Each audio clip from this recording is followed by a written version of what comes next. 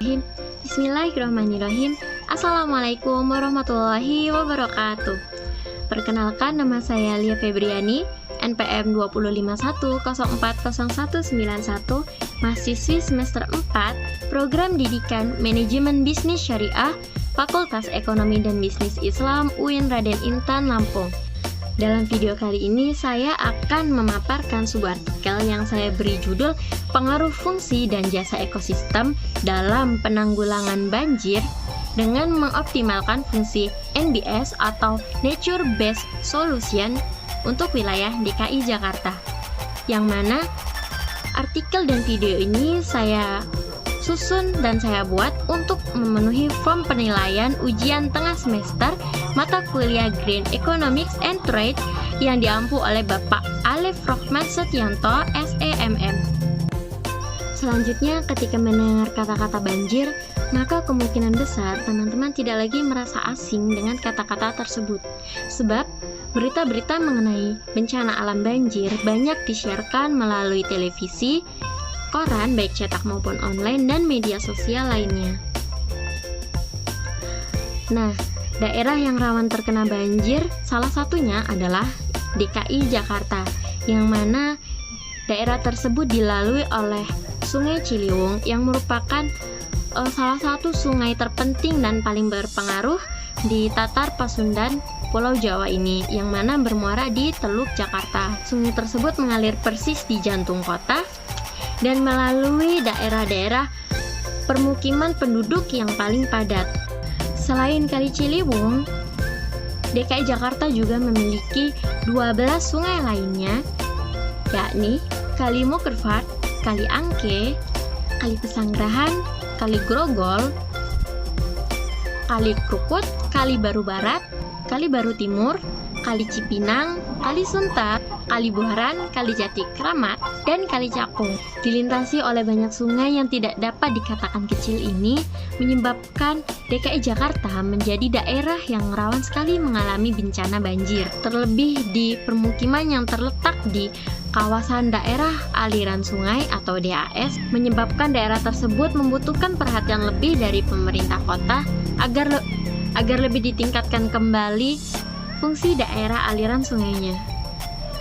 Nah, selanjutnya, tinggal di daerah aliran sungai yang rawan akan banjir tentunya menjadi polemik tersendiri bagi penduduk kawasan tersebut.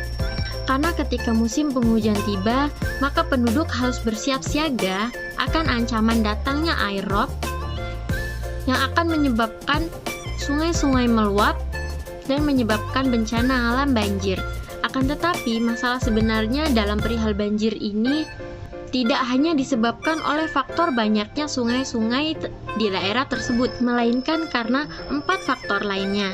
Di antaranya, pembuangan limbah rumah tangga di sungai, kemudian intensitas curah hujan yang sangat ekstrim, 3, perubahan tutupan lahan, dan yang keempat, penurunan permukaan tanah.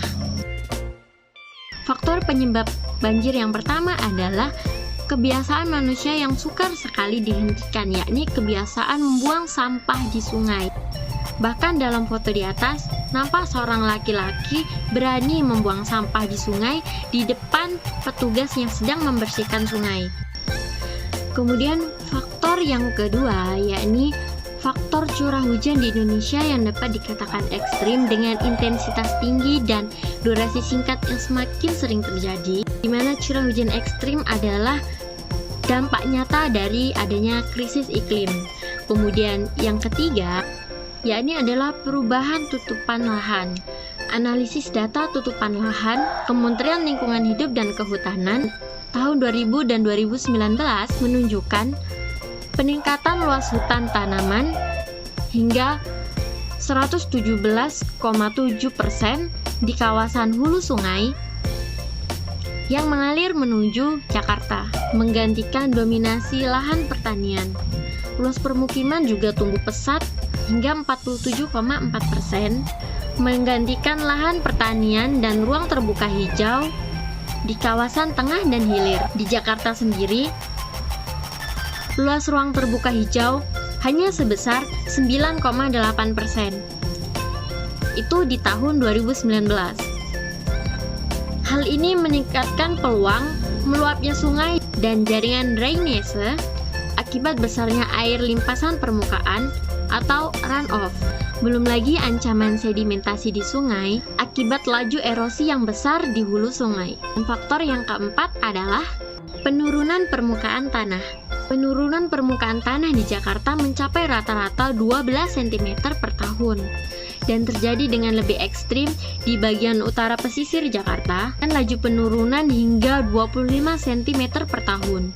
Menurut Takagi et al. Pada tahun 2015, hingga tahun 2050, diproyeksikan luasan banjir akibat penurunan tanah tersebut akan bertambah hingga 110,5 km persegi atau setara dengan 75% luas wilayah Jakarta Utara.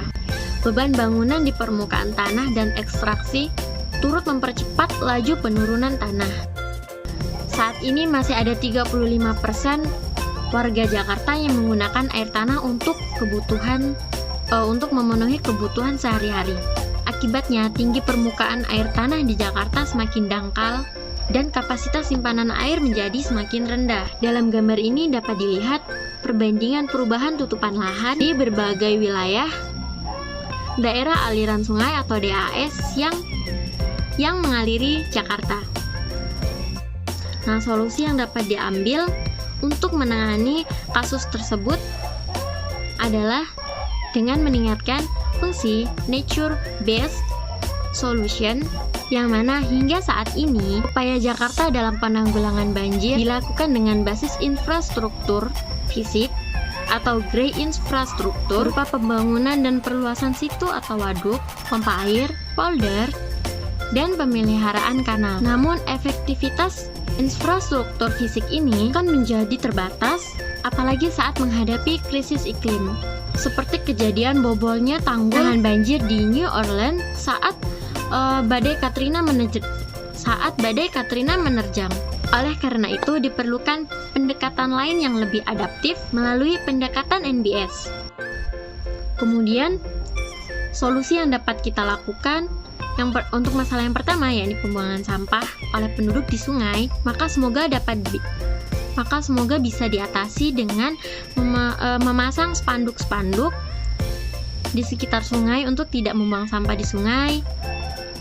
Dapat juga dengan memberikan sanksi bagi para penduduk yang tertangkap membuang sampah di sungai. Kemudian dengan diiringi kerja bakti pembersihan sungai oleh warga permukiman daerah tersebut yang dikoordinasi oleh para kepala dusun atau rukun tetangga dan rukun warga. Kemudian untuk 3 faktor lainnya dapat diatasi dengan menggunakan pendekatan nature based solution atau NBS. Sekian yang dapat saya sampaikan, kurang dan lebihnya saya mohon maaf. Billahi fisabilil haq fastabiqul khairat. Wassalamualaikum warahmatullahi wabarakatuh.